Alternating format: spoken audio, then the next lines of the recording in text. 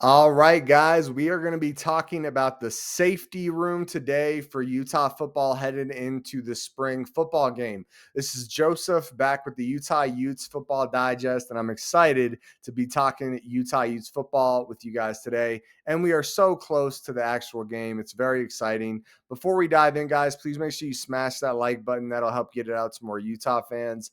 Also, comment down below. What do you guys think of my take on the safety room? Spoiler alert, there are no people that I have as locked in starters. So if you want to comment on that before we dive into it, go ahead. And, before we dive into everything, please make sure you guys subscribe to the channel. We're going to be putting out a video for each position on the roster before we get into the spring football game. And then as we get out of the spring football game, we're going to keep making videos. And as we hit the season, there's going to be just more and more. So make sure you guys are around for the ride. And like I told you, I'm going to try to take things up a notch this year. All right, guys, and here we go. The Utah safety room heading into the spring football game. We're going to start off with Jonathan Hall, 6 foot, 215 pounds.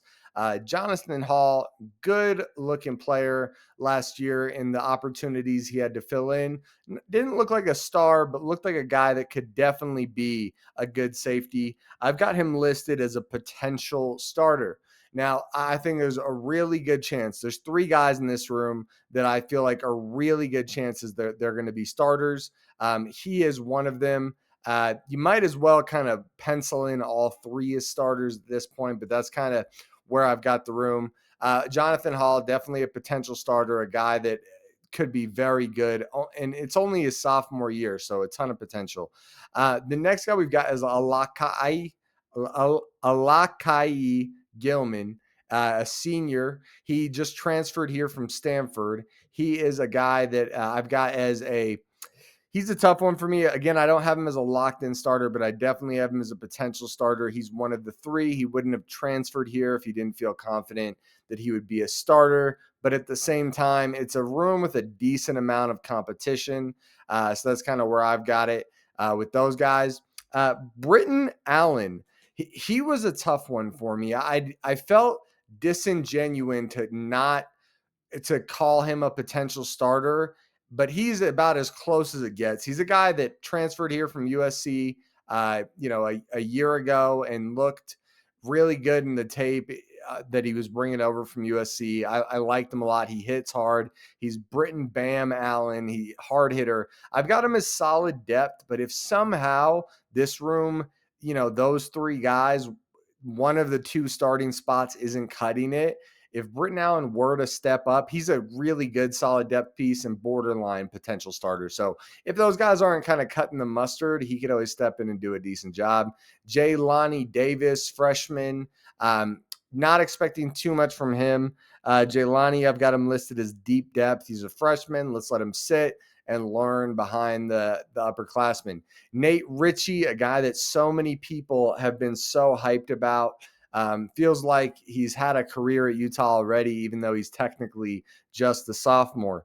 Nate Ritchie is a potential starter in my book. All three of those guys, to me, I think Alakai Gilman has the highest chance to be the starter, but it's disingenuous to say Nate Ritchie and Jonathan Hall both don't have a really good shot at being starters. Then we've got Ben Durham, redshirt freshman. I've got him as deep depth.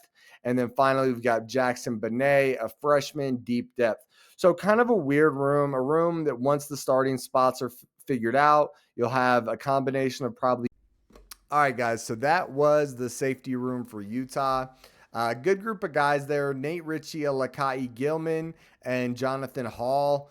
The two that are starting out of those three should be solid, serviceable starters, with potentially Britton Bam Allen as a guy that could help fill some time if needed as a solid depth piece. And then whoever doesn't get the starting role out of those two, out of those three, will probably be a very good, probably one of the better solid depth pieces on the entire roster. The concern for me when you look at this group is, what is the ceiling? What is the minimum expectation? I'm not saying this is going to be a bad room.